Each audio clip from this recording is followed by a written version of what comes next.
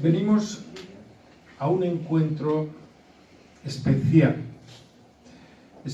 por muchos motivos.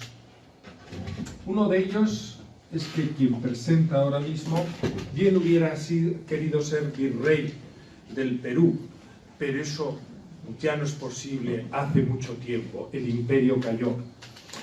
El imperio cayó y además, entre otros motivos, sabéis que en medio estuvo la guerra de la independencia o la guerra contra Napoleón en España, lo que produjo un gran deterioro. Segundo, la situación en muchos lugares de la entonces América Española se deterioró y esto hizo que muchos de los que allí estaban no quisieran continuar en esa unidad política. Hay que tener en cuenta que eso volvió a repetirse con Cuba y Filipinas mucho tiempo después. Es decir, la mala gestión de Madrid, de la corte en Madrid, llevó a que esa unidad que antes era indiscutida, de repente resultara no solo incómoda, sino más que desagradable, ¿no? Y eso es lo que propició las independencias en cierto sentido. Hay que tener en cuenta que yo hubiera querido, no en forma de imperio, sino de alianza iberoamericana, continuar con esa unidad general. Pero se celebra precisamente la independencia del Perú. Quiero recordar que cuando Humboldt estuvo en México, descubrió que entonces, en ese viaje que él hizo, estamos hablando del siglo XIX, finales del XVIII, principio del XIX, porque luego esa experiencia la tenemos relatada por varios autores, de la Nueva España, él refirió que se vivía mucho mejor en algunas de sus principales ciudades que en Alemania. Nuestros ponentes van a hablar de ese fenómeno. Después de la guerra, en concreto en México, se vivió mucho peor, pero propició otro origen a otros universos. De estas circunstancias de la unidad, la independencia, de estos pueblos hermanos y a veces cainitas, es lo que aquí, en esta celebración, vamos a tratar hoy. Pero, ¿qué mejor que presente a los ponentes el presidente de la sección competente, que para eso es la sección de no ciencias sociales, sino de Iberoamérica, que es nuestro señor, el doctor Cordeiro. Este es un evento en conjunto entre la sección de Ciencias Sociales que preside el doctor Ilia Galán Díez y la sección iberoamericana que presido yo, y estamos comenzando el curso académico con este evento. Y como estábamos terminando el bicentenario del Ateneo de Madrid, de la primera fundación del Ateneo Español en 1820-1821, y como coincide con el bicentenario de la independencia del Perú, es un momento muy bueno para celebrar dos bicentenarios y también para anunciar otras actividades que vamos a estar haciendo durante este mes y el siguiente. Y la siguiente actividad va a ser el día lunes 20 de diciembre, donde el famoso economista don Ramón Tamames, que fue uno de los firmantes de la Constitución Española de 1978 y fue el alcalde teniente de Madrid en ese tiempo, en los años 80, pues va a dar una presentación sobre su último libro que se llama La mitad del mundo que fue España. Así que va a ser una presentación sumamente interesante para que lo pongan en su agenda, y luego vamos a tener evidentemente muchos eventos más pues en enero o febrero, en conjunto con la sección de Ciencias Sociales y con otras secciones. Pero regresando al evento de hoy, entonces de verdad que tenemos un lujo de no solo tener un ponente maravilloso que está por coincidencia aquí en Madrid durante estos meses, pero antes nos va a dar unas palabras don Alonso Ruiz Rosas. Él trabaja en la Embajada del Perú, era el agregado cultural y ahora hace algo muchísimo más interesante. Es coordinador del Ministerio de Relaciones Exteriores del Perú para la celebración del 9º Congreso Internacional de la Lengua en Arequipa, Perú. Así que, don Alonso Ruiz Rosas, el micrófono es suyo para darnos unas palabras sobre Perú y ponerlo en el contexto del Bicentenario. Bueno, muchas gracias, señoras y señores, queridos amigos. Para mí es realmente muy grato poder decir unas breves palabras esta noche en esta institución bicentenaria y tan grata por la que paso todos los días, pues soy vecino de este barrio y veo que tiene siempre una intensa actividad, desde hace, por cierto, 200 años, lo cual no es poco. Me complace especialmente que el Ateneo de Madrid haya tenido el acierto de invitar hoy al doctor José de la Puente Brunque para que se ocupe precisamente del bicentenario de la independencia del Perú, que los peruanos conmemoramos este año y que conmemoramos en particular con España.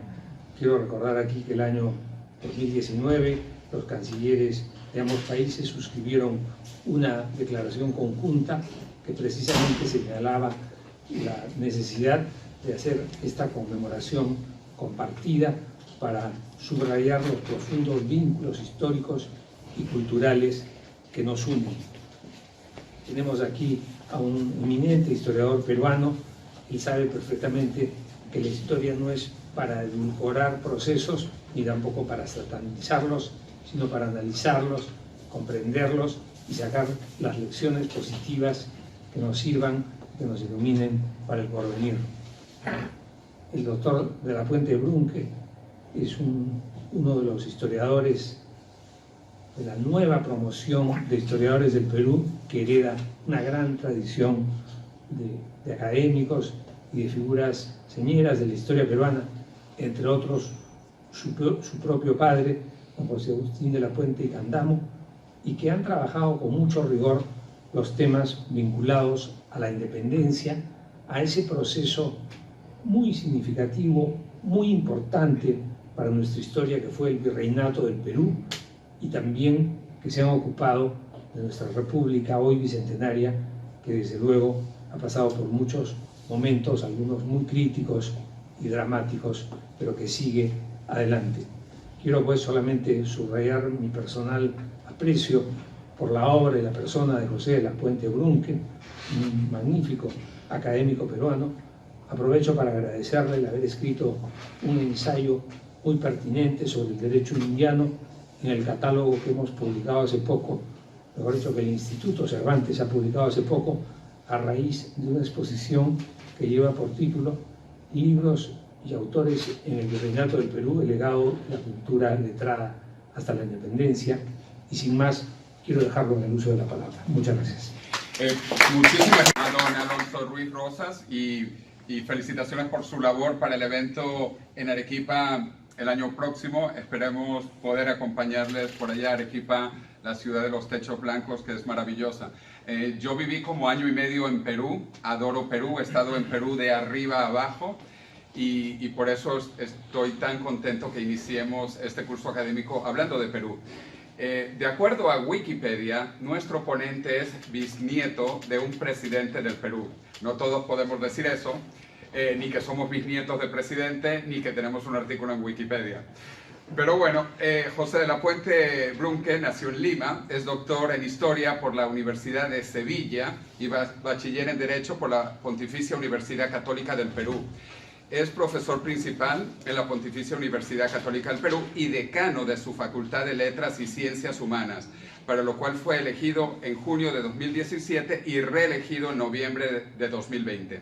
Ha sido director del Instituto Riva Agüero, ha ejercido también la docencia en diferentes instituciones, incluyendo la Academia Diplomática del Perú y en la Universidad del Pacífico. Ha sido director de la Revista Histórica y es miembro del Consejo Asesor de Revista de Indias, del Anuario de Historia del Derecho Español, de la Revista Complutense de Historia de América y de Alpanchis. Sus investigaciones están referidas a la historia social y política del Perú virreinal, a la historia del derecho indiano y a la historia del Perú en el siglo XIX principalmente.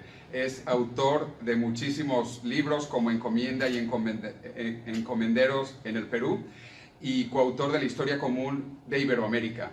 En el Perú también ha escrito, bueno, muchos artículos que no lo vamos a a detallar todo. Ha sido investigador afiliado al David Rockefeller Center for Latin American Studies en Harvard, donde yo he visitado mucho, fellow de John Carter Brown Library de la Universidad de Brown, y ha impartido la cátedra Ernesto de la Torre Villar en el Instituto de Investigaciones Históricas de la Universidad Nacional Autónoma de México. En el 2012 fue elegido miembro de número de la Academia Nacional de Historia, de la cual es actualmente vicepresidente en Perú. Pertenece también a la Academia Peruana de Historia Eclesiástica, la Sociedad Peruana de Historia, la Sociedad Bolivariana del Perú y el Instituto Internacional de Historia del Derecho Indiano, de la cual es vicepresidente actual de la Junta Directiva. Así que un verdadero orgullo, un placer tenerlo aquí con nosotros. Alonso, por la presentación tan generosa y diría yo exagerada, pero que es fruto probablemente del aprecio más que de la verdad objetiva, pero bueno, en fin. Gracias a la invitación del Ateneo, se me ha propuesto tocar un tema que ciertamente es muy amplio. Entonces, en 40 minutos voy a intentar, de acuerdo con lo que conversé con José Luis, hacer algunas reflexiones en perspectiva histórica bajo este título, ¿no? Del Bicentenario del Ateneo de Madrid al Bicentenario de la Independencia del Perú, reflexiones en perspectiva histórica. José Luis me insistió mucho, ¿no?, en referirme al Ateneo, y me parece excelente porque efectivamente se da esta afortunada coincidencia de que el nacimiento, la primera fundación del Ateneo de Madrid, pues coincide, ¿no?, con la independencia del Perú y el posterior surgimiento de la República del Perú.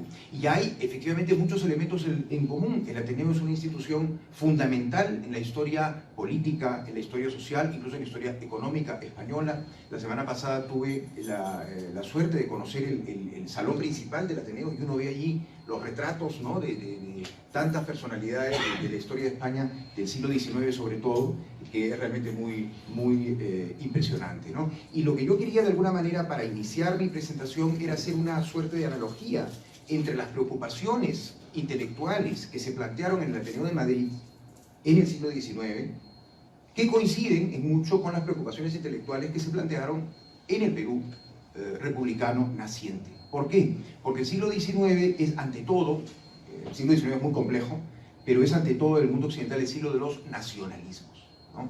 Entonces, en el siglo XIX español se desarrolla muy fuertemente, se concreta, se perfila, se perfecciona la idea de España.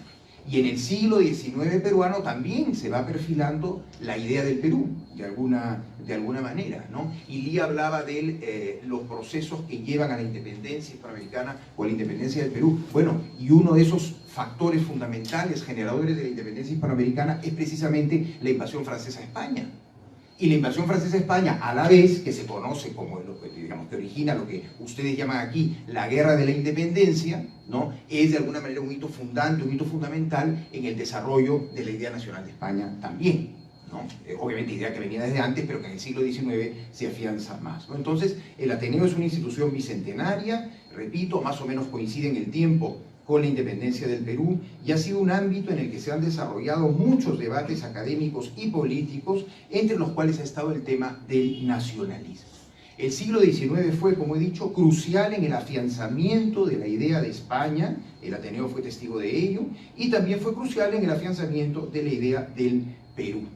Obviamente en el Ateneo se discutiría mucho de historia de España, en un contexto en el que muchos reivindicaron los tiempos medievales, de los reyes católicos también, y de los comuneros, como los tiempos de la auténtica España, que después habría sufrido una suerte de invasión extranjera con los Austrias y los Borbones. Eso lo plantea muy bien, por ejemplo, José Álvarez Junco, en ese libro tan apasionante, Mater Dolorosa, ¿no?, donde señala cómo muchos autores, no todos, pero muchos autores del siglo XIX, consideran que la auténtica España es la España medieval, que termina con los reyes católicos, ¿no? Y los 300 años siguientes serían años de extranjeros, de invasión extranjera, por los Austrias y los Borbones. Paralelamente, en el Perú del siglo XIX, diversos autores buscaron reivindicar el tiempo de los incas como el Perú verdadero, que habría sufrido también, obviamente, una dominación extranjera con la conquista española, ¿no? Curiosamente, hay ese paralelismo. Esos 300 años, ¿no?, habrían sido, desde la perspectiva de muchos españoles del siglo XIX, 300 años de dominio extranjero,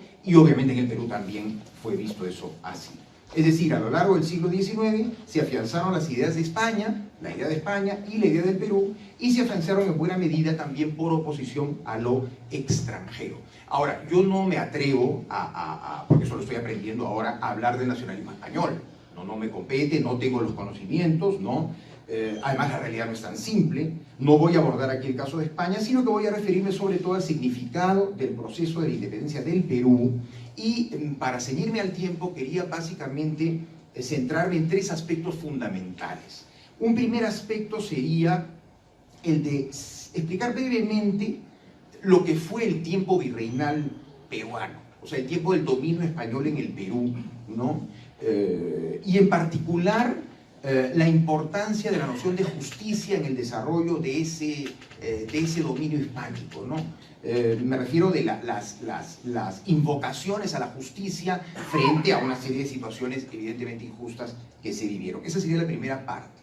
Luego hablaría de las visiones que en el siglo XIX, tras la independencia, plantearon diversos autores peruanos sobre qué era el Perú o sobre qué era el Perú naciente tras la independencia.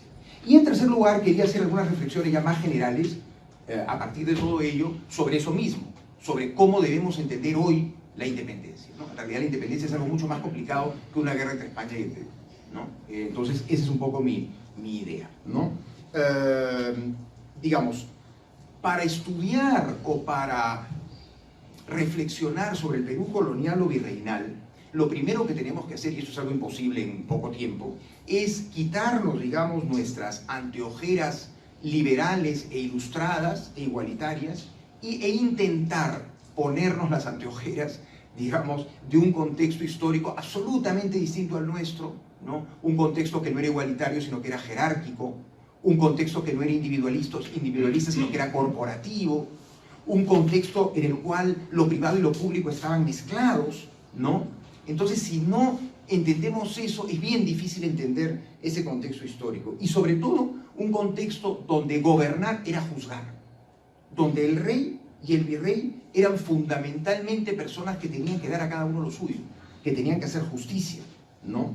En otras palabras, en lo fundamental, el poder del rey consistía, repito, en dar a cada uno lo suyo, manteniendo así el equilibrio social en una sociedad jerárquica, o sea, desigual y corporativa. La justicia era lo que hacía de una agrupación humana un reino, y por eso se decía que la administración de la justicia es aquella por donde los reyes reinan. Si no hay justicia, no hay reino. Si no hay justicia, no hay comunidad política. Por tanto, gobernar era primordialmente juzgar en un contexto en el que aún no había aparecido la noción de la división de poderes, ¿no? Era un contexto absolutamente distinto. Como ha señalado el historiador catalán Pedro Molas, la administración en esos tiempos se identificó durante siglos con la justicia, e incluso así lo firmaron las ordenanzas de Castilla de 1484. El propio oficio del rey es hacer justicia, ¿no? Entonces, y por otro lado, el rey y los jueces decían el derecho, no lo creaban. Hoy día los legisladores crean el derecho. En ese contexto se entendía que el derecho era un orden, digamos, superior al hombre, de creación divina, que debía ser interpretado, ¿no? Y el rey era visto como una especie de mantenedor de ese orden y como un garante de los derechos de las corporaciones y de los derechos de los individuos. Por eso, durante el Perú virreinal era muy común pedir justicia al rey, y todo súbdito del rey podía escribirle solicitando justicia, ¿no? Y fueron muchas las ocasiones en las que se acusó al rey de no garantizar la justicia. Y no solamente en la época de la independencia, sino desde la propia época de la conquista. Por ejemplo, todos conocemos la rebelión de Gonzalo Pizarro, hermano de Francisco Pizarro, que se rebela frente al monarca porque el monarca suprime las encomiendas de indios a través de las leyes nuevas y considera que esa supresión de la encomienda de indios era una injusticia porque los conquistadores pues habían sacrificado muchas cosas para poder tener el premio en América, ¿no? Entonces hay el famoso dicho que recoge del derecho romano y del derecho común europeo Gonzalo Pizarro, que dice que lo que afecta a todos, y le dice al rey, le dice a Carlos V, lo que afecta a todos debe ser aprobado por todos. Quod omnes tangit ab omnibus debet approbare. Lo que afecta a todos debe ser aprobado por todos. Esto lo podríamos firmar hoy día todos, ¿no? es la democracia, en definitiva, ¿no? Entonces, eso lo toma él del derecho común europeo y del derecho castellano. Dice el doctor Guillermo Loman Villena, gran historiador peruano, que esta rebelión de Gonzalo Pizarro fue para Carlos V un motivo de preocupación tan grande como la rebelión de las comunidades de Castilla. Estamos justamente celebrando también, como ponemos también ahora, ¿no? El 5º centenario de las comunidades de Castilla, ¿no? Entonces, el rey perdía su autoridad si no era justo, ¿no? Y durante el tiempo virreinal, la invocación a la justicia del rey fue también muy frecuente, por ejemplo, en cuanto al trato de la población indígena, sobre todo en lo referido al trabajo forzoso por turnos en las minas, conocido como mita minera, ¿no? En el caso del Perú hubo muchísimas quejas con respecto a esa injusticia, y ya en el siglo XVIII, con la puesta en marcha de las reformas borbónicas, los reclamos fueron en aumento, ¿no? En el caso del Perú, sobre todo a raíz de la gran rebelión liderada en el sur andino por Túpac Amaru II, que todos conocemos, entre 1780 y 1781, la justicia se convirtió en un anhelo manifestado por un creciente número de personas y en muy diversos contextos. Por ejemplo, en el contexto académico, tenemos el famoso elogio del virrey Jáuregui por José Baquijano y Carrillo en 1781. Este catedrático de la Universidad de San Marcos de Lima tuvo el atrevimiento de decirle al rey en su cara directamente lo siguiente: el bien mismo deja de serlo si se impone contra el voto y la opinión del público. Fíjense, el bien mismo deja de ser bien si se impone contra el voto y la opinión del público. Nuevamente, ¿no? Una afirmación absolutamente democrática. 1761, pero meses antes había sido ejecutado Túpac Amaru II de una manera terriblemente sangrienta. Y por eso también le dice al virrey, al nuevo virrey: el pueblo es como un resorte que, forzado más de lo que sufre su elasticidad, revienta, destrozando la mano imprudente que lo oprime y sujeta, ¿no? Y esto lo dice ante el virrey Jáuregui, que estaba llegando al Perú, y ante el visitador Areche, pocos meses después de la ejecución de Túpac Amaru II, ¿no? Había la tradición de que en la Universidad de San Marcos de Lima, cada vez que llegaba un nuevo virrey, un catedrático leía el elogio, que era una pieza literaria, ¿no? Obviamente, elogio del nuevo virrey. Claro, Baquijano elogió al virrey Jáuregui, pero daba una de cal y otra de arena y hizo una serie de críticas muy duras. Tan duras que los ejemplares que se imprimieron del elogio del virrey Jáuregui fueron ordenados quemar por el visitador Areche, visitador general del Perú, y hoy en día hay muy pocos ejemplares existentes, ¿no? Probablemente aquí tengan en la Biblioteca Nacional de Madrid. Está en exposición, efectivamente, lo podemos ver en el Instituto Cervantes, y hay muy pocos ejemplares, precisamente porque fue censurado, porque era un ataque directo a la injusticia del rey, o a la injusticia del virrey. Estos pedidos de justicia también se dieron en el contexto de los agentes de la administración. Por ejemplo, el alegato de Mariano Alejo Álvarez, a inicios del siglo XIX, defendiendo la preferencia que debían tener los americanos en la provisión de los empleos públicos en América, ¿no? Este era un anhelo que venía desde antes, desde el movimiento criollo de inicio del siglo XVII. Los americanos debían tener preferencia en los empleos públicos en América, ¿no? Y esta búsqueda de justicia también se dio en contextos violentos, como los diversos movimientos de protesta o de abierta rebelión desde fines del siglo XVIII e inicios del XIX, que se inician justamente con la rebelión de Túpac Amaru II, ¿no? Y por otro lado, y en la época previa a la independencia, como apoyo ideológico a estos reclamos de justicia, podemos citar varios elementos: el clima intelectual de la Ilustración, que todos conocemos, el derecho natural y de gentes, la doctrina populista del ejercicio del poder, que es esa doctrina tradicional castellana medieval, ¿no? Que en realidad es democrática, ¿no? Incluso desde antes de los tiempos medievales, San Isidoro de Sevilla, por ejemplo, decía: serás rey si obras rectamente, ¿no? Eso escribió San Isidoro de Sevilla. Por tanto, la legitimidad del rey se fundamentaba en su obligación de velar por el bien común, ¿no? Y esta idea además fue la que planteó en el siglo XVI Francisco de Vitoria, posteriormente Francisco Suárez, etc., ¿no? Entonces, ahora claro, decir que el anhelo de justicia fue un elemento permanente del tiempo virreinal es algo obvio, y tantos clamores de justicia obviamente son una muestra de que la injusticia pues reinaba también allí. Pero quiero ir más allá, y quiero recordar que la noción misma de la justicia era el valor central de ese orden jurídico tradicional. O sea, no era la ley, sino la justicia, porque la justicia era un valor absoluto, era un valor sobrenatural. Y como he dicho antes, el derecho no se creaba, sino que se decía. De ahí viene la palabra jurisdicción. Jurisdicción, decir el derecho. El rey decía el derecho, no lo creaba. Ahora, después, y a partir de la Revolución Francesa, digamos, con el triunfo de las ideas liberales e ilustradas, y después de las independencias hispanoamericanas, evidentemente el panorama cambió. Y por tanto cambió también la noción de la justicia y la noción del juez. Acordémonos de Montesquieu, que dijo que el juez debía ser la bouche de la loi, la boca de la ley. La ley debe ser igual para todos. La ley debe ser una, e igual para todos. A diferencia del tiempo anterior, que era un tiempo de privilegios. ¿Qué es el privilegio? La ley propia, la ley particular, la ley privada. Cada grupo tenía su ley, ¿no? Entonces los ilustrados dicen, no, la ley tiene que ser igual para todos porque los hombres son iguales, ¿no? Entonces el juez pasó de ser un intérprete que buscaba la justicia a ser simplemente un aplicador de la ley, ¿no? Ese es el cambio que se produce, ¿no? Digo todo esto solamente como una pequeña introducción o como ejemplos sobre cómo es importante introducirnos en estas visiones intelectuales tan radicalmente distintas, ¿no? Para poder entender la realidad del Perú colonial o virreinal, ¿no? Porque si juzgamos esto o lo evaluamos con las categorías actuales, cometemos un gran pecado intelectual que es el anacronismo, ¿no?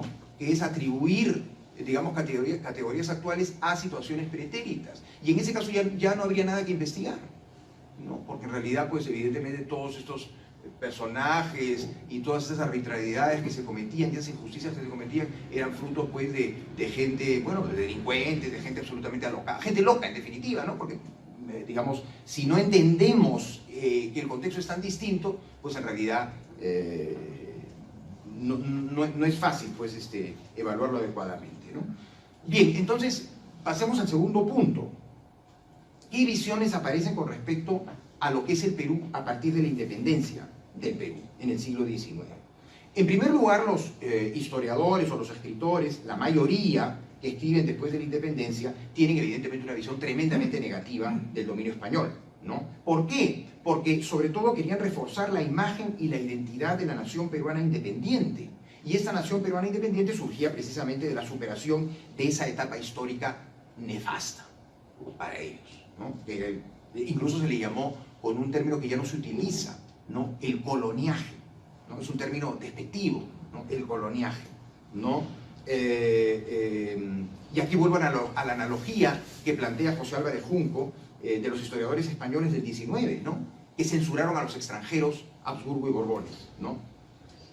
Ahora, al coloniaje se le responsabilizaba del atraso económico del mundo andino, se le responsabilizaba de la situación de postración de la población indígena, se le responsabilizaba del fanatismo religioso reinante en el Perú, porque las visiones de estos autores eran sobre todo visiones liberales, ¿no?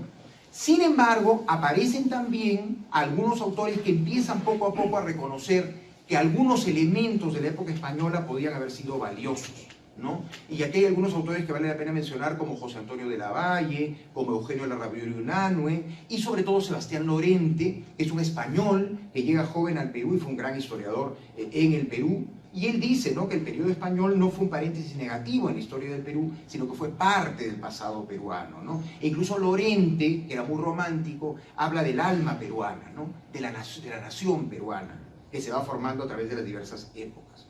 Pero la mayoría de autores efectivamente fueron muy críticos de la etapa española, ¿no? Por ejemplo, Manuel Marcos Salazar, otro importante docente de la Universidad de San Marcos, califica a los españoles como codiciosos, aventureros, fanáticos religiosos, pero también dice que en el tiempo de la conquista todo fue grande, el bien, el mal, el heroísmo y el crimen, ¿no? Pero igual dice que el estudio de los 300 años hispanos ofrece escaso interés, o sea, no interesa estudiar, ¿no?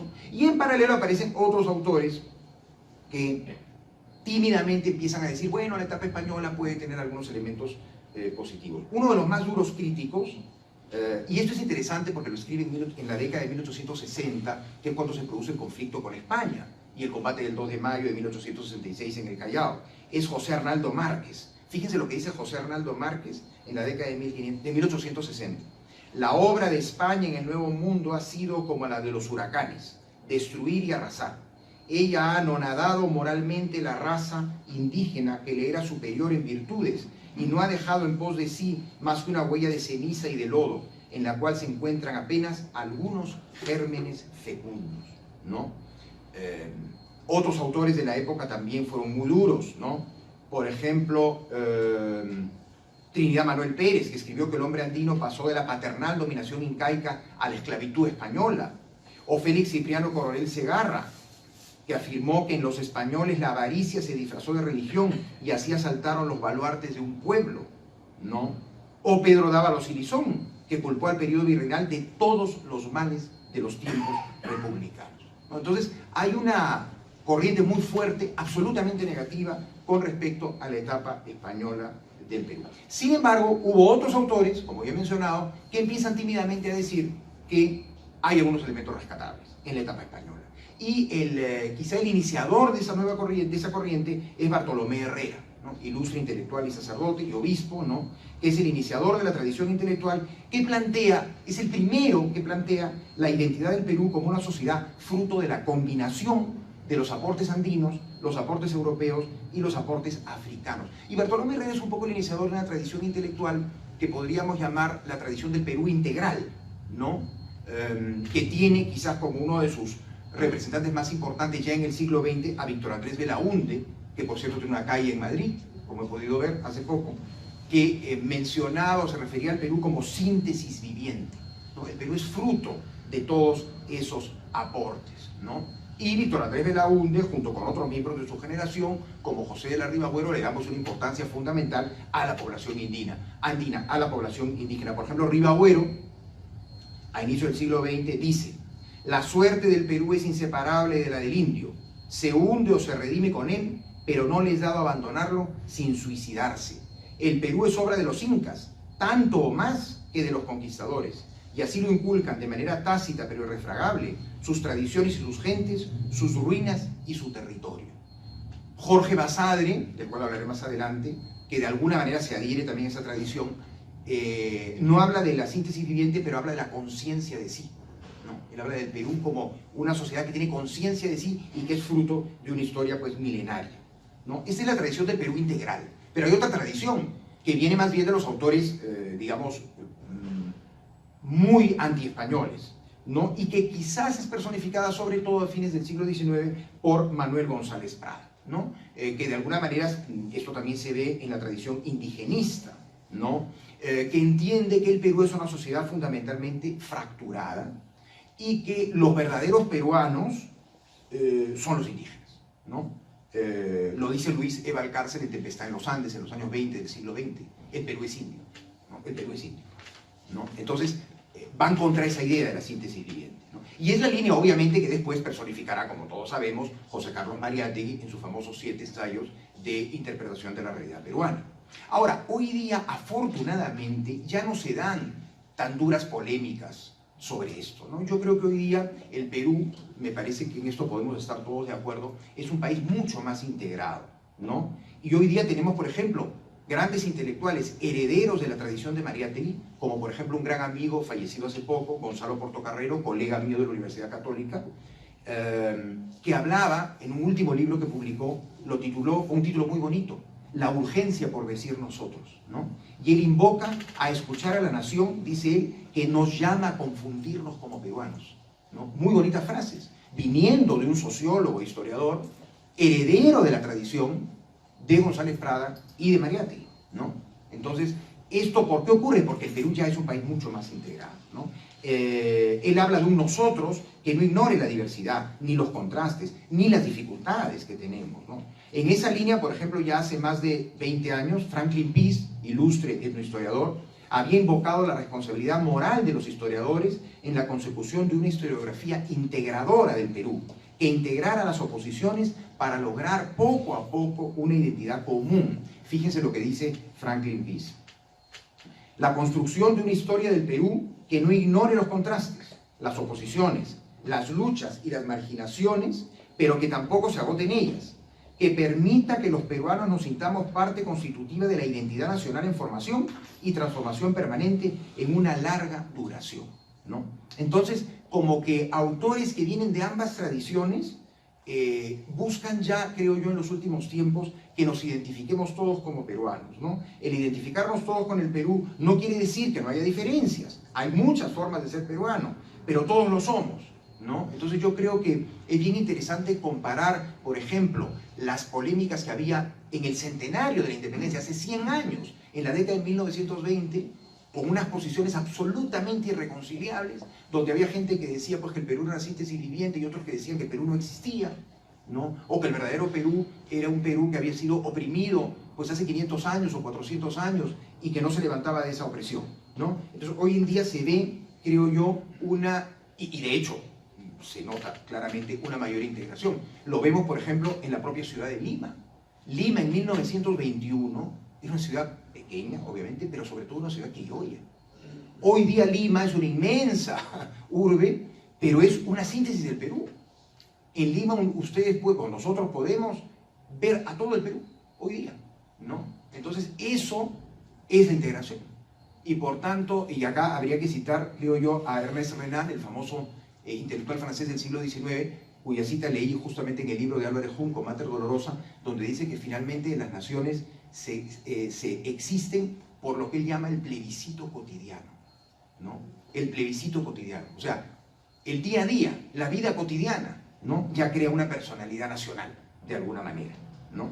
Bien, entonces esto en cuanto a las discusiones entre los intelectuales. Pero luego viene el tema más grave o más complejo, que es el de hacer algunas reflexiones sobre qué fue la independencia, ¿no? Porque sobre eso también hay mucha polémica, ¿no? Y con esto yo, digamos, voy a dar mi opinión, pero obviamente no, en fin, luego podemos conversarlo, ¿no? Así como la conquista fue el inicio remoto del Perú de hoy, la independencia fue el acontecimiento fundante del Perú republicano, ¿no? Evidentemente con la independencia se funda, se genera el contexto para la fundación de la República del Perú. Un querido profesor de la Universidad Católica, José Antonio del Busto, que era muy rotundo en sus clases, él decía que había que distinguir en el Perú tres fases: el Perú como patria, el Perú como nación y el Perú como Estado.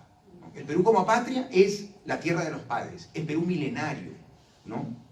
El Perú como nación, decía él, empieza sus primeros pasos con la llegada de los europeos y los africanos, ¿no? Y el Perú como Estado ya con la independencia, ¿no? Y esa independencia genera pues, un montón de ilusiones, un montón de anhelos, de acuerdo con el lema famoso de ese tiempo, ¿no? Firme y feliz por la unión. Pero a la vez, la época de la independencia fue una época de muchas dudas, de muchas angustias, de muchos temores, fue un proceso muy complejo. Y la primera idea, creo yo, es que no fue una guerra entre el Perú y España. Eso es la visión nacionalista del siglo XIX que debemos descartar, ¿no? En el fondo, la independencia, la guerra de independencia, fue una guerra entre peruanos. Y además todos sabemos que en la batalla de Ayacucho, en el ejército del rey, había más peruanos que en el ejército independentista, ¿no?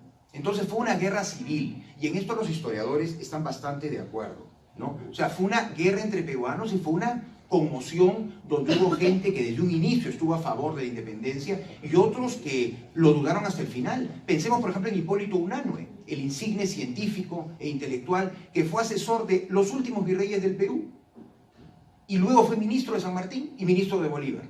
Claro, diríamos hoy fue un tránsfuga, ¿no? en el lenguaje político de hoy día. Fue un tránsfuga, se acomodó. Fue asesor del virrey Pezuela, fue asesor del virrey La Serna, estuvo en las entrevistas con San Martín asesorando al virrey y luego fue ministro de San Martín y ministro de Bolívar. Pero Unanue lo que pasa es que fue de alguna manera madurando ese proceso de identificación. O sea, la gran duda de muchos era digamos, la viabilidad de una independencia política, ¿no? Esa es la gran duda de muchos, ¿no? Y por otro lado, claro, hay que entender esto como una lucha entre peruanos de un Perú, efectivamente, que tiene una historia milenaria y que, así como con la independencia, pues hubo mucha gente muy desconcertada, peor aún fue en la época de la conquista, ¿no? O sea, digamos, el Perú milenario, del que habla del Busto, había experimentado un tremendo shock con la llegada de los españoles en 1532. Pero claro, independientemente de las valoraciones que tengamos, yo quisiera que pensáramos en esas dos fechas, 1532 y 1824. 1532, la llegada de Pizarro a Cajamarca y el encuentro con el Inca, ¿no?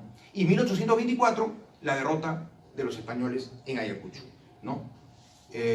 Hay un famoso profesor de la Universidad Católica de la primera mitad del siglo XX que murió joven, Carlos Pareja Pasoldán, que él hacía esta comparación y decía, pensemos qué diferencia hay entre el Perú que vio Pizarro al aproximarse a Cajamarca y el Perú que dejó la Serna cuando en enero de 1825 toma un barco, me parece que es en Quilca, y deja el Perú. Ese Perú que la Serna dejó de ver desde la cubierta de ese barco francés, la fragata Ernestine, yéndose derrotado a España, no tenía pues ya mucho que ver con el Perú que vio Pizarro en Cajamarca, ¿no? Eso decía Carlos Pareja Pasoldán. Claro, era una nueva realidad. Esos 300 años habían generado una nueva realidad. Lo andino obviamente era lo fundamental, lo permanente, lo que estaba siempre. Y lo andino, por ejemplo, en el ámbito de, no sé, de agrícola, ¿no? O de los productos de la tierra. ¿En qué se representaba? En el maíz, en la yuca, la papa, el camote, el maní, la calabaza, el tabaco, la quinoa, la chirimoya, el mango, la lúcuma, la caigua, el pacay, tantos y tantos productos tan peruanos. Pero a eso se unieron tantos y tantos productos españoles que ahora son peruanísimos, ¿no? El trigo, el olivo, la vid, la cebada, el garbanzo, la lenteja, el nogal, el pino, el ciprés, el plátano, la manzana, los naranjos, el limón, la toronja, el higo, el membrillo, en fin, ¿no? La lechuga. Estoy citando a José Barallanos, un gran historiador huanuqueño que tiene un libro muy bonito que se llama El Cholo y el Perú, ¿no? Y él es un gran defensor del Perú como nueva realidad, como realidad distinta, ¿no? A raíz de la época colonial, ¿no? Él habla, por ejemplo, de los eucaliptos. Y eso que los eucaliptos llegan recién en el siglo XVIII al Perú. Hoy no podemos imaginar un paisaje peruano, creo yo, sobre todo la sierra, sin eucaliptos, ¿no? Eucaliptos de por todos lados en el Perú. Bueno, los eucaliptos llegan recién en el siglo XVIII. Entonces, ¿qué quiero decir con esto? Que el Perú que se independiza de España no es el Tahuantinsuyo. El Perú es una realidad diferente, una realidad nueva, distinta, mucho más compleja. Esa sería un poco la primera idea en la que en el mundo académico, digamos, no hay mayores debates, ¿no? Ahora, lo que sí también debemos tener en cuenta es que la independencia es un fenómeno básicamente criollo, o dirigido por criollos, ¿no? En ese sector criollo aparece un creciente interés desde fines del siglo XVIII por tener más protagonismo en el gobierno del Perú, aparecen las protestas contra las medidas fiscales de las reformas borbónicas, eso tiene que ver también con la rebelión de Tupac Amaru, aparece, por ejemplo, empresas intelectuales como el periódico Mercurio Peruano, que aparece en 1791 y cuyo primer número dice que su objetivo es hacer más conocido el país que habitamos, ¿no? La idea de dar a conocer el Perú, conocer mejor la tierra, ¿no? El Perú como casa común, donde todos habían nacido, etc. Pero obviamente el Perú criollo era una manera de ser peruanos y había evidentemente, bueno, había y hay, incluso hoy día, diferentes maneras de ser peruanos, ¿no? Y desde inicio del siglo XIX hubo diferentes movimientos de protesta. Y a partir de 1808, con la invasión francesa de España, la crisis se agudiza y fue muy dramática la desaparición de la figura del rey. Genera gran desconcierto la desaparición de la figura del rey a partir de la invasión napoleónica. Y allí aparecen dos posiciones entre las élites peruanas. Las posiciones que buscan la reforma política, por ejemplo, Baquíjano era un reformista, ¿no? Una reforma sin perder el lazo jurídico con la península ibérica, u otros que plantearon ya la ruptura. Quizá el primero de ellos, un miembro de la nobleza limeña, José de la Ribagüero y Sánchez Boquete, ¿no? Entonces, la voluntad de separarse de España fue apareciendo de manera progresiva. ¿Por qué? Porque esa voluntad de separarse de España suponía muchas dudas, suponía muchas incertidumbres, suponía muchos temores. Era un cambio político muy fuerte, ¿no? Imaginemos nosotros ahora, pensemos pues un cambio de régimen político, no sé, no se me ocurre un ejemplo, pero en fin, ¿no? Generaría, algunos estarían muy entusiasmados, otros estarían dubitativos, otros estarían absolutamente opuestos, ¿no? Y ese debate se dio en la misma vida cotidiana y en muchos casos en el seno de una misma familia. Como sabemos, en la batalla de Ayacucho hubo un momento de tregua previo donde familiares se abrazaron, que estaban en bandos distintos, ¿no? Todos eran peruanos, pero vivían matices o discrepancias frente al tema de la independencia, ¿no? Por eso, repito, la voluntad por la independencia política fue apareciendo progresivamente en el Perú. Pero claro, no todos los peruanos quisieron la independencia. Hubo también muchos peruanos que estuvieron en contra. Sin embargo, eso no quiere decir que la independencia le haya sido impuesta a los peruanos. Sí es verdad que se requirió de apoyo militar externo, porque finalmente el virreinato del Perú era el centro del poder militar español en América del Sur, ¿no? Ya en el siglo XIX los historiadores discutían sobre si el Perú quiso la independencia o no, y había grandes debates sobre eso, ¿no? Y luego en 1971, cuando se celebraron los 150 años de la independencia, resurgió ese debate, ¿no? Se habló de la independencia concedida, ¿no? De que al Perú se le concedió, se le impuso la independencia, que el Perú no la quiso, ¿no? Pero las cosas no son pues ni blanco ni negro, son más complejas, ¿no? Por tanto, puede decirse que la adhesión a la independencia fue de algún modo fruto de la vida cotidiana. Por ejemplo, no fueron pocos los casos de españoles que aceptaron la independencia y se quedaron en el Perú. Y también hubo peruanos que no la aceptaron y se fueron a España. Es más, hay un ejemplo que es clamoroso. El ministro, me parece, de Asuntos Exteriores de España, que firma en 1879 por el lado español el tratado donde ya se reconoce la independencia del Perú, era un limeño, Osma, de apellido Osma. O sea, digamos, hubo españoles que abrazaron la independencia y se quedaron en el Perú, y hubo peruanos que no aceptaron la independencia y se vinieron a España, ¿no? Lo que pasa es que en el proceso de la independencia pues hay que tener en cuenta dos factores cruciales. Por un lado, la ruptura del vínculo con la monarquía española, y por otro lado, la creación de una autoridad propia. Por tanto, la independencia supuso una crisis profunda, porque no se trataba solo de ver, ya nos separamos de España, luego había que ver cómo nos organizamos, ¿no? Los peruanos debían pasar de súbditos a ciudadanos, debían pasar del privilegio a la igualdad. San Martín, José de San Martín, propuso la monarquía constitucional como tránsito progresivo hacia la asunción plena de los derechos individuales en una democracia. El gran debate fue entre monarquía y república. Como todos sabemos, gana la causa republicana. Tampoco era una locura, porque nos puede parecer que San Martín era pues medio raro, ¿cómo es eso de que planteaba una monarquía? Bueno, hay que decir que en esos tiempos la monarquía era lo habitual. Además, en Brasil se establece una monarquía con la independencia, en México efímeramente también. O sea, no era una locura, como si lo sería hoy probablemente en un país que se independiza, pero hace 200 años no era una locura plantear un régimen monárquico, porque era lo usual. La monarquía era lo usual, ¿no? Ahora, lamentablemente, en las primeras décadas posteriores a la independencia, la realidad del caudillismo fue el gran obstáculo para el logro de la paz y el progreso, ¿no? Fatalmente hubo unos años, unas décadas de anarquía política terrible hasta mediados del siglo XIX. Fue muy complejo el proceso de creación del nuevo Estado peruano, hubo muchas polémicas, muchas ambiciones personales, y el propio José de San Martín desde Francia lo vio. José de San Martín muere en 1850, y hay una famosa carta de 1848 que le escribe el presidente Ramón Castilla, que es un caudillo que logra el poder en 1845 y empieza a establecer ya cierta estabilidad política, y le transmite su esperanza de que con él ya el Perú pues pueda transitar por una estabilidad permanente. Lamentablemente se equivocó San Martín, porque en realidad los problemas siguieron, las polémicas, por ejemplo, entre conservadores y liberales sobre la participación de los ciudadanos en el ámbito electoral, y el gran problema, diría yo, es que se creó un estado teórico, un estado distante. Los caudillos pues significaban personalismo, inestabilidad. Por ejemplo, Castilla fue el primer presidente que organizó un presupuesto. O sea, los primeros presupuestos del Estado peruano se dieron 25 años después de la independencia, ¿no? Algo realmente pues asombroso, ¿no? Y las décadas posteriores también pues fueron décadas en que se manifestó una gran debilidad en las instituciones, una falta de compromiso de los líderes políticos, y es grave, ¿no? que digamos, más de 150 años después de esta primera mitad del siglo XIX, pues muchos en el Perú, incluso hoy día, sigan viendo el Estado como algo ajeno, algo con lo cual no tiene ninguna relación, ¿no? Y es lamentable, creo yo, ¿no?, que los conceptos de corrupción o de ineficiencia se hayan identificado tanto con el propio concepto de la política, ¿no? Además, hoy también perviven rasgos de la tradición caudillista del siglo XIX, en los partidos políticos, etc., ¿no? Ahora, no quiero ser, pues, totalmente pesimista, ¿no? Yo creo que también ha habido cosas buenas en los 200 años republicanos, no podemos tampoco engañarnos.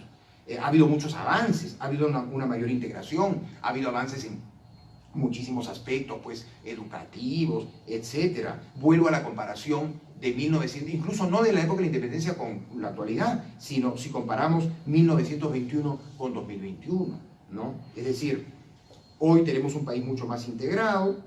En las últimas décadas, además, es evidente que ha habido un crecimiento económico muy grande, es evidente que ha habido una lucha eficaz, quizá no suficiente, pero digamos los índices de pobreza digamos, han bajado de manera bastante notable. Ha habido también mejoras indudables, creo yo, en el desarrollo del Perú. Sin embargo, hay problemas antiguos. Yo soy historiador y me fijo un poco en lo antiguo, ¿no? Hay problemas antiguos que no hemos podido vencer. Y lo que me da pena es tener que recordar aquí unas frases muy visionarias de Jorge Basadre, pero escritas hace más de 50 años, y que son aplicables perfectamente a la actualidad, ¿no?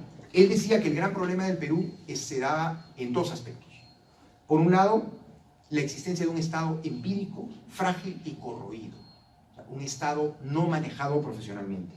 Y el segundo gran aspecto que él consideraba como fatal era el abismo social, o sea, la desigualdad, ¿no? Estas son, decía Basadre, las limitaciones del proyecto nacional peruano. Y lo que me parece terrible es que hoy pueda yo decir, porque creo que es así, que esas limitaciones del proyecto nacional peruano que Basadre diagnosticó hace, no sé, 50, incluso más de 50 años, estén vigentes todavía, ¿no? Ahora, sin embargo, ya para ir concluyendo, el propio Basadre fue optimista y también él planteó, ¿no?, que el Perú en realidad tiene futuro. Y por ejemplo, él dice, con la guerra con Chile, el Perú pudo desaparecer. Y señala aquí, tengo una cita muy buena de Basadre sobre esto, a propósito de la guerra del Pacífico. Dice, en la esencia histórica de este país tan dividido en el plano geográfico, en el racial, en el social y en el económico, existe una tendencia histórica a la unidad, ¿no? Y él dice, en la guerra con Chile fue derrotado el Estado, pero no la nación. Y es verdad, en la guerra con Chile el Perú pudo desaparecer. El Perú pudo desaparecer, definitivamente, ¿no? Bien, y otra frase de Basadre que es muy bonita también, es esa frase de la promesa de la vida peruana, ¿no?, que no se ha visto cumplida.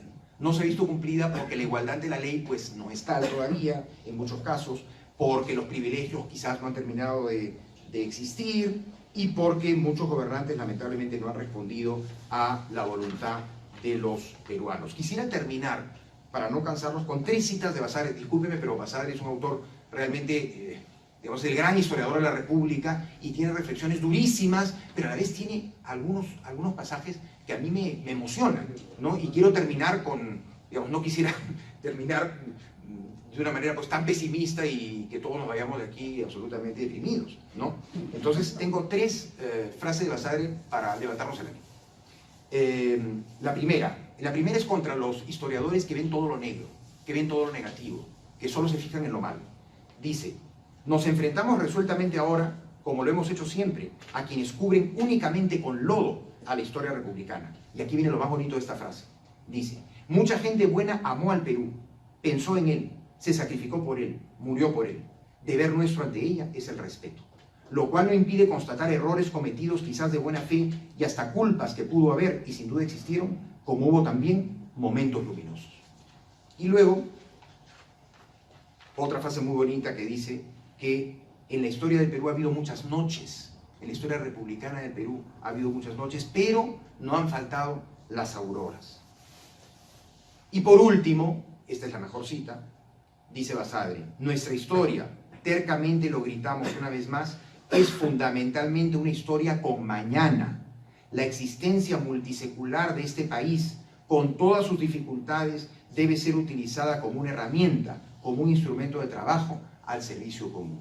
Es decir, merece la pena trabajar por el Perú, merece la pena sacrificarse por el Perú, merece la pena morir por el Perú. Ha habido mucha gente buena que ha dado su vida por el Perú y merece nuestro homenaje.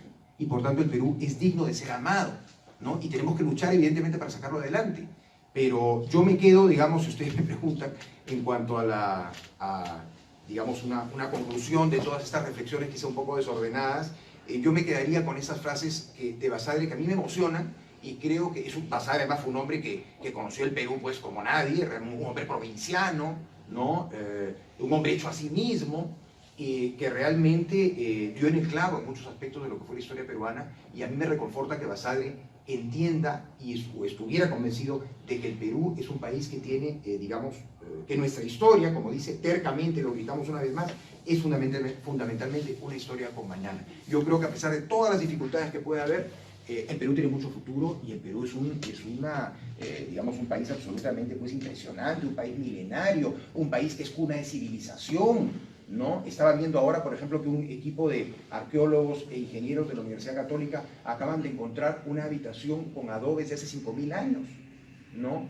Que sería más antiguo que Ur, según he leído en internet. Bueno, internet trae de todo, ¿no? Pero parece que esta noticia es cierta, ¿no? Entonces en el Perú realmente tenemos maravillas, ¿no? Y el Perú es fruto digamos, del encuentro de una serie de culturas, un crisol de culturas, del cual creo yo debemos sentirnos orgullosos, ¿no? He dicho muchas cosas negativas, pero creo que deberíamos terminar con digamos, con algunas reflexiones para levantar un poquito la moral, ¿no? Bueno, muchas gracias y disculpen si me excedí.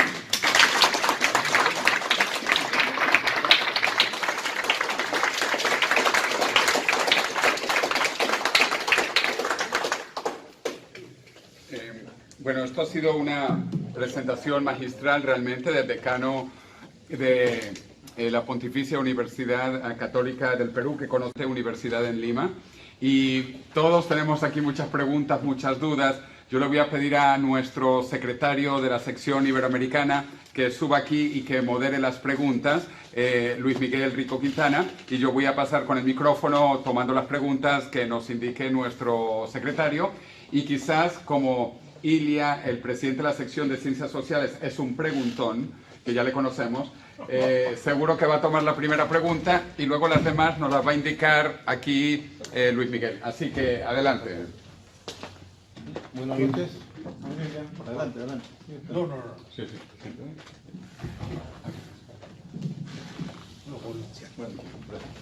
Buenas noches. Por favor, empiece su pregunta. Gracias. Bueno, primero quería agradecer esta exposición templada, sutil, delicada y ajustada de una mirada histórica sin estar cargada de esas pasiones que a veces se ejercen de unos lados y de otros. Creo que esta es la mirada más interesante que tenemos cuando se analiza un fenómeno histórico, y es ver diversos puntos de vista, diversos autores. Yo creo que es muy de agradecer, sobre todo cuando esto ha comenzado con un pretencioso que quería ser virrey del Perú. Pero quitando las bromas, incluso las pesadas, no he visto una respuesta a una oculta pregunta que casi hice y que no sé si se ha dejado así por quien no interesaba o simplemente pues, se ha ido en otra dirección. Y con eso ya dejaré mis preguntas. Y es cuando se terminó la independencia del Perú, los 5 o 10 años posteriores, ¿cómo quedó? ¿Fue un avance o fue un retroceso? Porque parece ser que en México fue un gran retroceso. Supongo que los primeros años después de la guerra, lógicamente después de una guerra todo está bastante roto, ¿no? Pero al cabo de unos años, ¿cómo quedó respecto a la situación previa a esa guerra?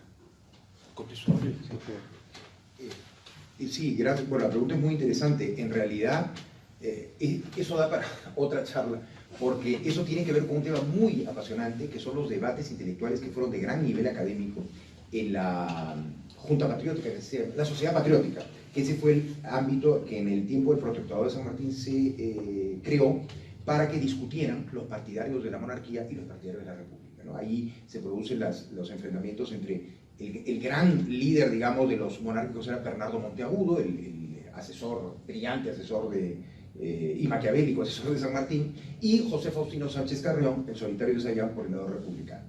Entonces, cuando San Martín le escribe a Ramón Castilla en 1848, no le dice, pero da a entender en las cartas, ¿no? Como que, ven, ¿no? Yo quería la monarquía constitucional para generar un tránsito en el proceso de pasar de súbdito a ciudadano, ejercer los derechos democráticos, ¿no? Es algo que tiene que ser aprendido, no puede ser que se pase de una situación de súbditos de un monarca absoluto a un sistema democrático de manera directa, ¿no? Y lamentablemente, y acá yo creo que aunque se hubiera dado la monarquía constitucional, la anarquía hubiera sido igual, me parece, no lo sé, pero en fin. No solamente los 5 o 10 primeros años, sino los 20 años o 25 años posteriores a la independencia, Basadre también, no recuerdo bien la expresión de Basadre, pero es una época de anarquía. Es una época de anarquía, una época en que los caudillos pues luchan entre sí, es una época terrible de retroceso en muchos aspectos. Y es en realidad a partir de la llegada al poder de Ramón Castilla, que es uno de esos caudillos que había luchado en la independencia, que se establece lo que algunos autores han llamado la Pax Castillista, ¿no? Y efectivamente con Ramón, lo que pasa es que con Ramón Castilla también hay un factor de suerte muy importante, que es el descubrimiento del gran valor del guano de las islas en el mercado internacional. Entonces, claro, el Perú recibe literalmente una riqueza caída del cielo, porque son las aves, son los excrementos de las aves guaneras. Entonces, es una riqueza caída del cielo en sentido figurado y en sentido literal, ¿no? El Perú recibe una riqueza caída del cielo que nadie esperaba, ¿no? Y eso genera lo que luego Basadre llamará también otra etapa mal aprovechada, que Basadre llamó la etapa de la prosperidad falaz, ¿no? Una etapa de mucho dinero para el Estado peruano, pero que lamentablemente se invirtió no de manera correcta, ¿no? Pero para volver a la pregunta, sí, fue un retroceso definitivamente en los primeros años. Muchas gracias. Continuamos con la ronda de preguntas. Por favor, levanten la mano y vamos a empezar por aquí, por esta zona, y luego por la siguiente. Aquí, por favor. Aquí. Destacando sin batería, pero cerca de la boca. Su nombre, por favor. Mi nombre es Elita Terán, natural de Cajamarca, donde llega Francisco Pizarro y se dio el encuentro de dos mundos. Como peruana me siento orgullosa de escucharle a usted que un historiador, un decano, viene de una manera sencilla, clara, a explicarnos la historia de nuestro país en una hora que eso pues se debatiría. No en todo lo que usted ha expuesto me parece malo, me parece bastante bien desde su punto de vista como historiador y como un gran decano, como un gran formador de las nuevas generaciones. Yo humildemente puedo decirle, desde mi punto de vista, le agradezco a la Universidad de San Marcos, que fue lo positivo y lo mejor que nos dejó España. ¿En qué sentido? Porque lo fundaron dos dominicos españoles.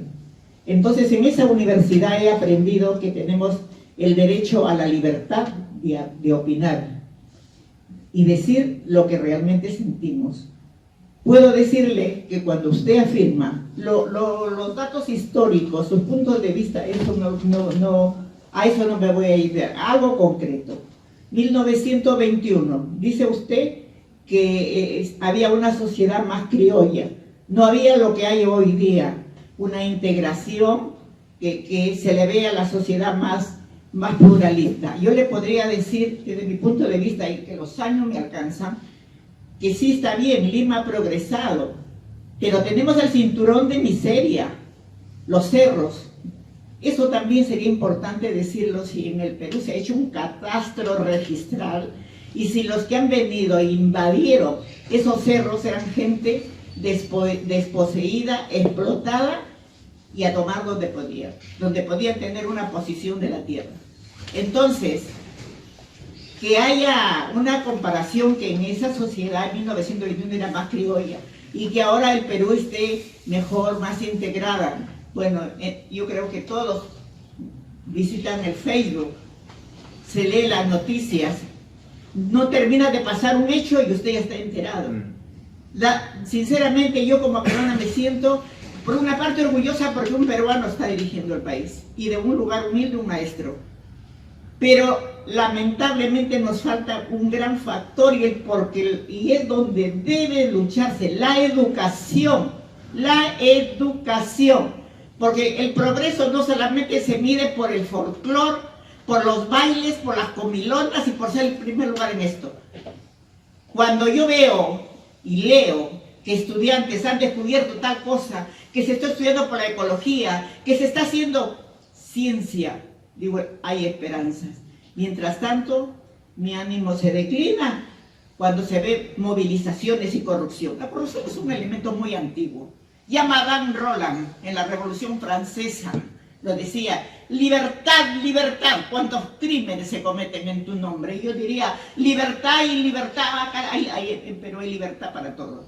Y esa libertad y ese libertinaje que nos conduce la sociedad es por falta de educación. Así que mi pedido a usted, señor decano, es de que las nuevas generaciones se formen y que se haga un foro, esto se multiplique. Gracias, Rico, porque si no fuera por Rico no me hubiera enterado. A veces los viejos ya un poco que no nos enteramos. Gracias. Gracias, Rita. Gracias, señora Terán. Bueno, le agradezco mucho su comentario y bueno, estoy plenamente de acuerdo con usted. Pues, lo que pasa es que, bueno, esta charla ha sido 40 minutos y obviamente no puedo hablar de todo, pero evidentemente aquí habría que hacer una analogía con creo que fue Sarmiento el que dijo, ¿no?, en Argentina, que gobernar es poblar, ¿no? Habría que decir gobernar es educar, realmente, que el Perú, bueno, en todo el mundo, evidentemente, ¿no? Pero claro, esa es una asignatura pendiente. ¿Qué me dirá usted? Yo, digamos, soy profesor, yo veo cómo, bueno, no sé si está muy bien que lo diga, pero yo veo cómo, yo llevo ya como 30 años de profesor, y yo sí veo una declinación ¿cómo podríamos decir?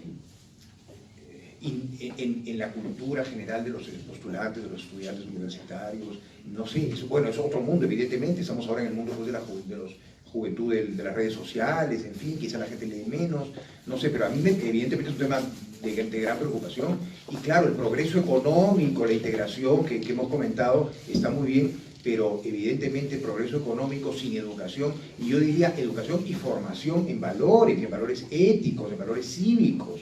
Eso me parece fundamental, porque ¿de qué nos sirve? Acuérdense, yo siempre pongo, bueno, yo he estudiado mucho el tema de la historia de la justicia, ¿no? En el año 2001 el presidente Toledo dobló los sueldos de los jueces en el Perú, y todo el mundo dijo, ¿a qué bien?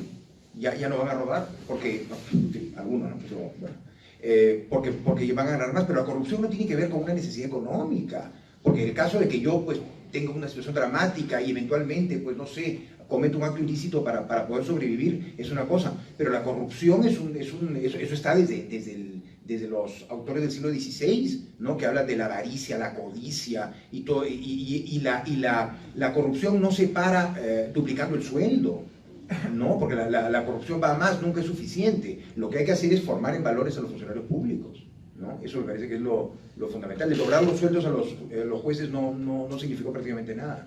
Pero sí, me parece muy bien todo lo que usted ha dicho, estoy totalmente de acuerdo. Sí. Gracias. Sí, por favor. Buenas noches. Yo me llamo Pedro Navazo y soy español. Y me es muy reconfortante que alguien haya hecho una exposición en el que prácticamente el 100% haya estado de acuerdo con la mentalidad de un español.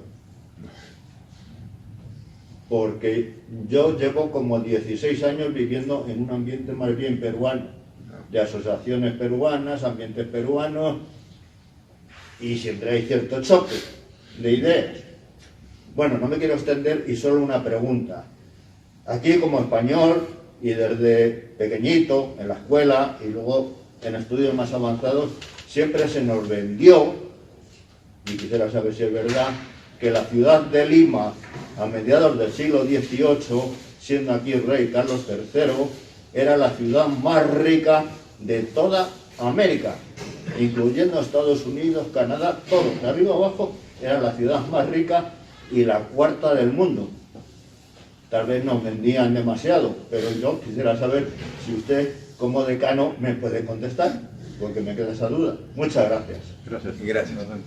Bueno, en realidad, en lo que son los virreinatos americanos, Lima fue la gran capital virreinal, sobre todo en los siglos XVI y XVII. En el XVIII específicamente, por diversas razones, entre otras por el decaimiento de la producción de plata en el Perú, y más bien la mayor producción de plata en la Nueva España, o sea, en México, ¿no? Ciudad de México es más importante que Lima. Pero en los 2 siglos anteriores, Lima era mucho más importante que México. Es más, durante el siglo XVI y XVII, muchos virreyes del Perú llegaban de México. Habían sido primero virreyes en México y luego eran promovidos al Perú. O sea, era un ascenso pasar de virrey de México a virrey del Perú, ¿no?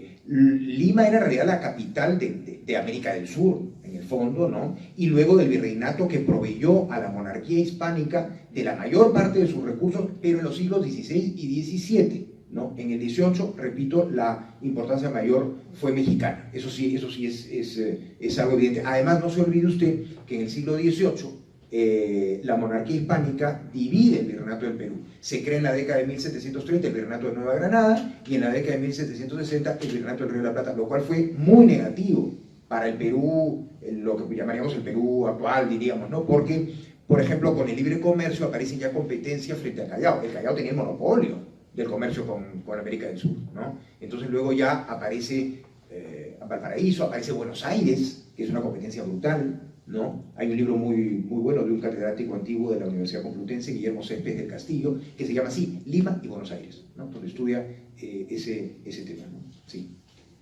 Por favor, la siguiente pregunta.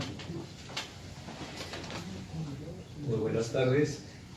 Mi nombre es Soterio Fernández, soy el actual presidente de la Asociación Cultural Hijos de Jaén. Felicitarle por esa magistral exposición, de verdad, y también contarle algo de que, bueno, vivo aquí más de 2 décadas y sinceramente la historia de Perú le he aprendido aquí un poquito más. De Perú he venido casi sabiendo lo básico. Me identifico de esa manera porque hace un par de años se firmó un convenio de hermanamiento entre la provincia de Jaén de Perú con la provincia de Jaén de España. Y vamos a hacer algunos eventos para este bicentenario, pero bueno, ya saben, por los motivos de la pandemia no se ha realizado ninguno. Simplemente yo tengo unas preguntas, bueno, una sola pregunta. Como usted, profesor, que es de la universidad más prestigiosa del Perú, ¿cómo ven los peruanos actualmente a España? Porque, como repito, yo estoy ya más de 2 décadas de aquí y sinceramente, pues, la verdad que pienso que la historia solamente es para los historiadores, porque la gente de a pie quizás no conoce este tema. Entonces me gustaría de repente que por intermedio de la universidad se transmita también este tipo de eventos a otras universidades a nivel nacional. Gracias. No, gracias a usted por su pregunta. Ha dicho usted algo muy cierto. Muchas veces pasa, y eso lo conversamos mucho con diversos colegas, no solamente en el Perú, también en otras partes, ¿no? Que las investigaciones de los historiadores o las conclusiones como que tardan en llegar por ejemplo, a la educación escolar, ¿no? Entonces, efectivamente, a veces hay pues como ideas que no son correctas o que no son ciertas y que circulan y que todo el mundo acepta, y en realidad pues ya, digamos, la historiografía académica como que las ha descartado. Ahora, la pregunta que usted me hace es muy difícil de contestar, ¿no? Porque ¿cómo podría yo además, ahora, si bien usted está en España, ahora en el mundo, como decía la señora Terán, ¿no? Ahora con las redes sociales, en realidad pues todos estamos en todas partes, ¿no? Porque sabemos lo que está pasando al instante en cualquier parte del mundo, ¿no? Yo creo que en el Perú no sabría decirle, ¿no? Como que yo creo que hace falta que se conozca más España, creo yo, ¿no? Bueno, yo he estudiado en España, como se señaló, yo saqué mi doctorado en la Universidad de Sevilla, entonces yo, la verdad es que tengo bastante contacto con España, pero en general yo creo que faltaría, digamos, un mayor conocimiento de España, pienso yo, ¿no? En el Perú. No sabría cómo contestarlo. Gracias. Por favor, la siguiente pregunta, sí, la siguiente. En esa zona, sí. Y luego, pues... Sí, perdón, disculpen, solamente decir que si se va el presidente de la sección de Ciencias Sociales no es porque se haya enfadado, es que tiene una urgencia. Lamento tener que irme, pero que siga la fiesta del pensamiento. Gracias por estar aquí.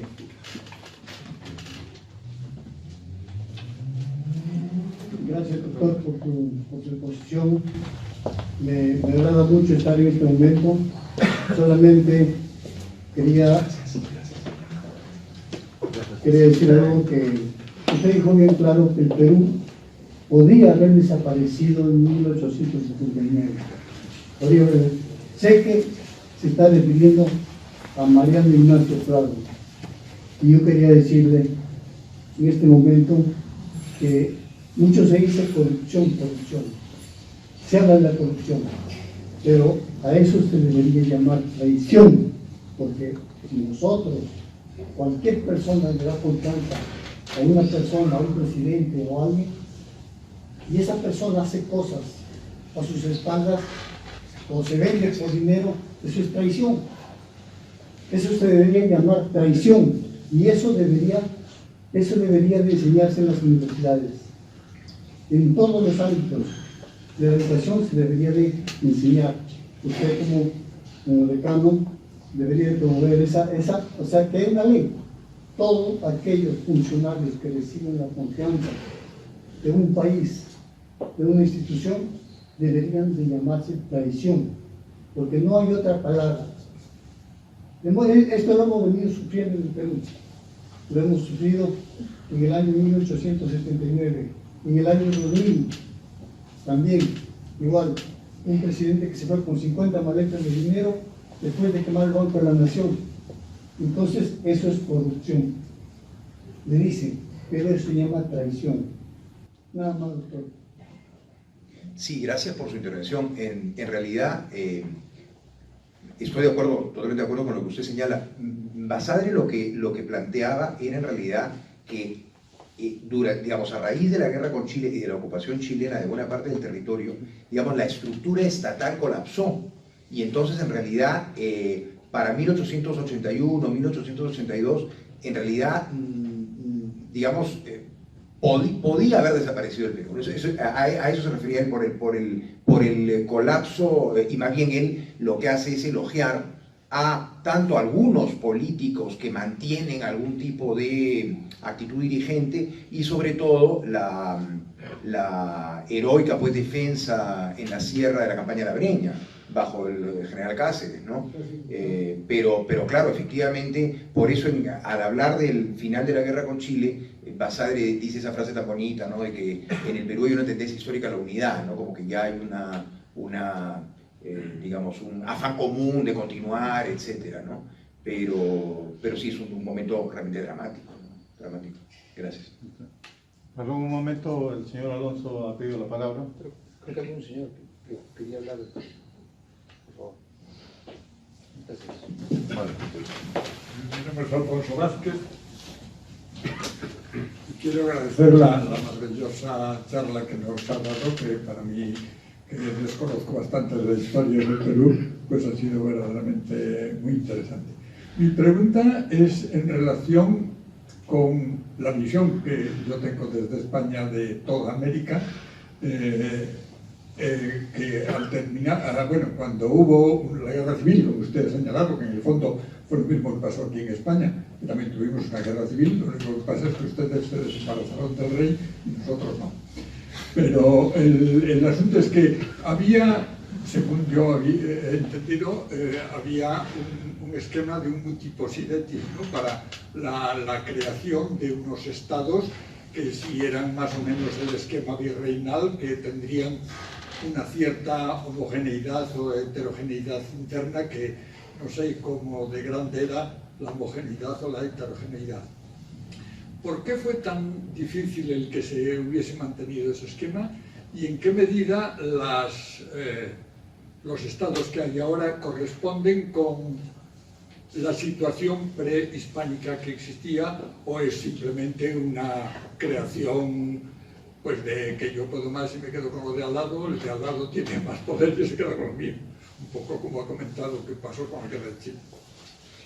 Bueno, excelente su pregunta, porque me lleva a hablar de una institución de la época virreinal que no he mencionado, pero que me interesa mucho, que he estudiado, que es la audiencia. Las audiencias, que eran las corporaciones de jueces que había en digamos, las capitales más importantes de los virreinatos, y bueno, en fin, las distintas circunscripciones. En el fondo, las repúblicas, los territorios de las repúblicas, de las nuevas repúblicas independientes, en el fondo siguen el esquema territorial más o menos de las audiencias.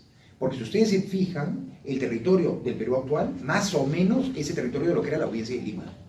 La audiencia de Charcas o La Plata, actual Bolivia. La audiencia de Quito, Ecuador. La audiencia de Nueva Granada, Colombia. La audiencia de Caracas, Venezuela. La audiencia de Chile, claro, mucho más pequeñita, Chile, ¿no?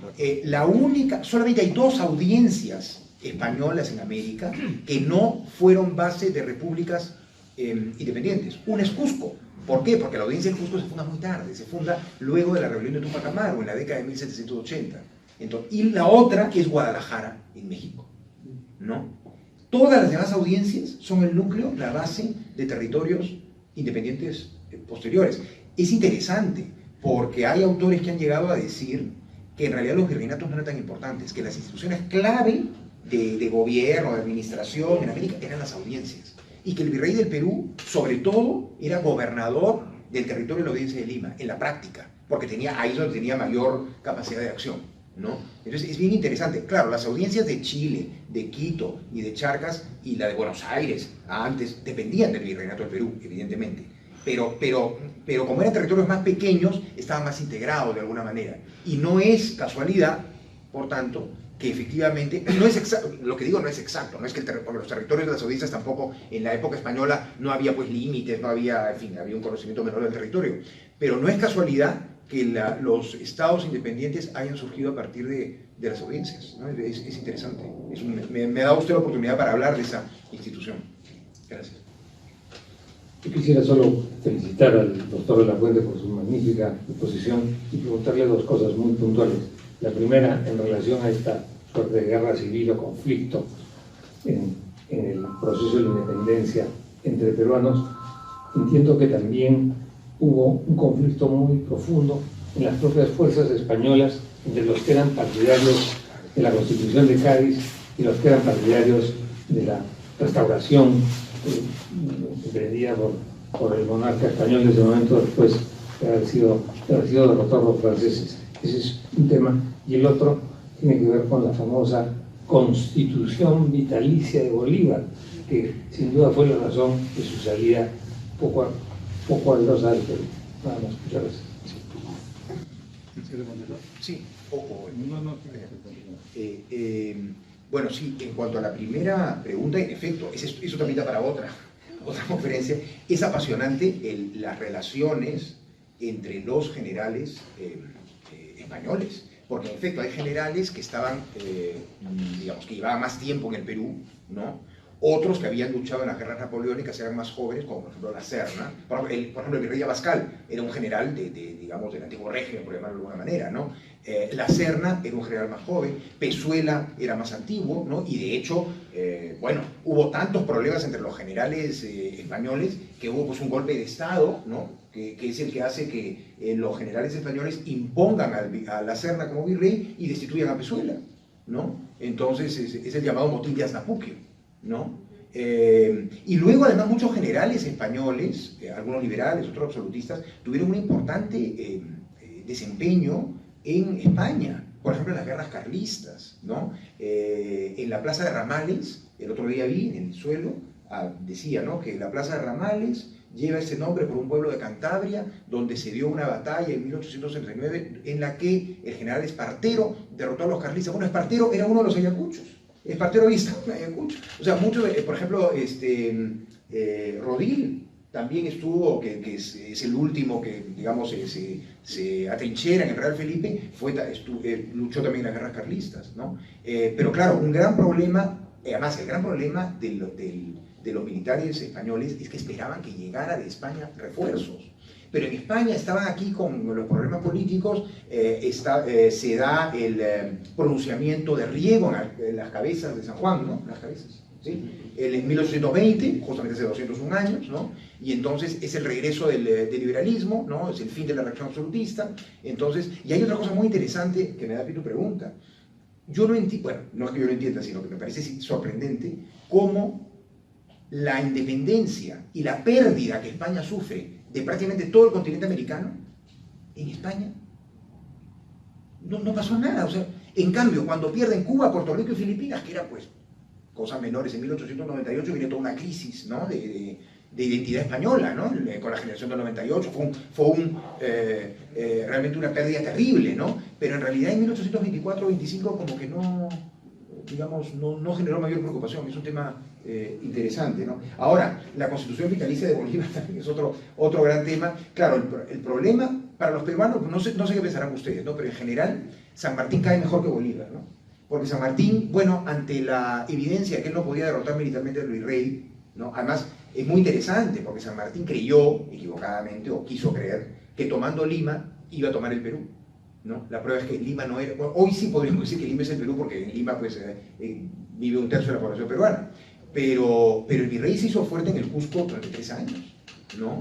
Entonces San Martín, cuando vio que él ya no podía, y cuando Bolívar, evidentemente se requería que Bolívar llegara con las fuerzas del norte, pues San Martín, digamos, se retira, ¿no? Y Bolívar, sí, efectivamente, con el proyecto de la Constitución vitalicia, pues claro, se genera una imagen, y había un ambiente además muy negativo en ciertos sectores dirigentes peruanos contra Bolívar, ¿no? Efectivamente. Sí. Continuamos con las preguntas, por favor. Sí. Ahora, le felicito por su excelente posición en un tema súper interesante, pero mi pregunta va en una reflexión que se está produciendo ahora en toda América Latina, donde España fue, donde América pertenecía a nuestro imperio, formó parte del Imperio Español, y ahora hay una revisión de esa concepción. Es decir, ahora se están destruyendo esculturas, estatuas de Colón, etcétera, etcétera. Hay un movimiento, digamos, de rechazo. Hay una novela reciente de Laurent Binal que ha escrito sobre civilizaciones, que es una novela que se refiere a lo que hubiese pasado en Europa si la invasión hubiese sido de los incas en vez de los europeos. Y formula una serie de actuaciones que son muy sorprendentes. Es literatura, pero desde luego creo que está muy relacionada con esa idea que hay en determinados en México, en Estados Unidos, con respecto a la presencia de España en el periodo de la colonización. ¿Cómo ve usted ese aspecto de rechazo hacia la presencia española en alguno de estos sitios? Bueno, es un tema muy complejo. Yo en realidad intento, digamos, valorar, porque el historiador no es juez, ¿no? El historiador, digamos, interpreta, ¿no? Muchas veces se piensa que el historiador es el que conoce la historia, no, digamos, lo apasionante de la historia es que, digamos, el historiador está, digamos, depende de las fuentes, está limitado por las fuentes, de tal manera que, si bien los hechos históricos ocurrieron de una determinada manera, las fuentes son limitadas y por tanto siempre hay nuevas interpretaciones, y eso es lo apasionante, ¿no? Que siempre hay nuevas interpretaciones. Entonces, digamos, yo creo que tenemos que huir, lo dije hace un rato, ¿no?, del peligro del anacronismo, ¿no? Porque además yo creo, porque muchas veces se dice, porque nosotros los españoles, o nosotros los peruanos, bueno, los peruanos de hace 500 años, o los españoles de hace 400 años, pues no son pues los de ahora, no necesariamente. Es más, el reino de España como tal, jurídicamente, bueno, no conozco esto, evidentemente la monarquía hispánica en el siglo XVI era, como dice el profesor John Eliot, una monarquía compuesta. Es decir, un mismo personaje, un monarca, era rey a la vez de determinados reinos, pero el poder que tenía el rey en Castilla era distinto al que tenía en Aragón, era distinto al que tenía en Navarra, por ejemplo, o del que tenía en Italia, o del que tenía en los Países Bajos, ¿no? Entonces, para comenzar, ahí ya, digamos, hay varias matizaciones que hacer, ¿no? Yo creo que, digamos, es un grave peligro el del anacronismo, ¿no? Y el de alguna manera, digamos, valorar a partir de criterios políticos actuales. Es un poco lo que decía el doctor Del Busto en la Católica cuando él enseñaba, lamentablemente ya fallecido, ¿no? Él decía, bueno, la historia peruana, como toda familia, ¿no? Como toda familia, hay antepasados buenos y antepasados no tan buenos, o algunos hasta delincuentes, probablemente, no se sabe, ¿no? En fin, eso pasa hasta las mejores familias. Bueno, pues también en la historia peruana o en la historia española, ¿no? Tenemos antepasados que fueron pues delincuentes y otros que fueron mejores, ¿no? Pero todos fueron parientes nuestros, o sea, forman parte de nuestra, aunque no lo queramos, ¿no? Forman parte de nuestros antepasados, ¿no? Entonces, en fin, no sé, es un tema sobre el que yo no tendría una respuesta rotunda porque es un tema, sinceramente, me incomoda porque me parece que se usa políticamente, o sea, son figuras, Colón, por ejemplo. Colón es un señor hace 500 años que tenía un contexto mental absolutamente distinto. Con esto no digo que es un santo o que vayamos acá a enaltecerlo, ¿no? Pero digamos, tuvo un papel determinado muy importante, ¿no? Y es parte de la historia. Y hay que conocer quién fue Colón definitivamente, y se puede seguir investigando sobre su accionar, etcétera, ¿no? Pero es un tema que a mí me incomoda un poco, porque no tendría una respuesta clara, tampoco, claro, muchas veces, yo me río a veces con mis colegas, ¿no? Porque a veces cuando uno estudia un tema, por ejemplo, el propio doctor Del Busto hizo una biografía de Pizarro, el marqués gobernador, ¿no? Incluso él tenía una pinta él era muy alto, con una barba blanca, entonces le decían, bueno, era muy teatral en sus clases, ¿no? Escenificaba el encuentro de Cajamarca, entonces muchas veces la gente se metía con él y le decía, bueno, pues tú es que eres un clon de Pizarro, un admirador de Pizarro, ¿no? Y él decía, bueno, hay que tener mucho cuidado porque, claro, si estudiamos mucho un personaje, podemos terminar siendo, pues, fanáticos, ¿no? Y tampoco se trata de eso, ¿no? Ni un extremo ni otro, ¿no? Pero, en fin, me ha puesto en aprietos usted con esta pregunta. Siendo la hora avanzada, si hay 2 preguntas más para cerrar. Una aquí y una allá. Por cierto, para responder a esta pregunta, el lunes 20 de diciembre va a estar Ramón Tamames, que es el economista más leído en la historia de España, hablando sobre la mitad del mundo que fue España. Una pregunta aquí y una al fondo.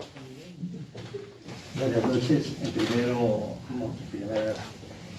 sería agradecerle su presentación, porque realmente ha sido una lección magistral y que nos ha educado muchísimo sobre el periodo de 1820 a 2020.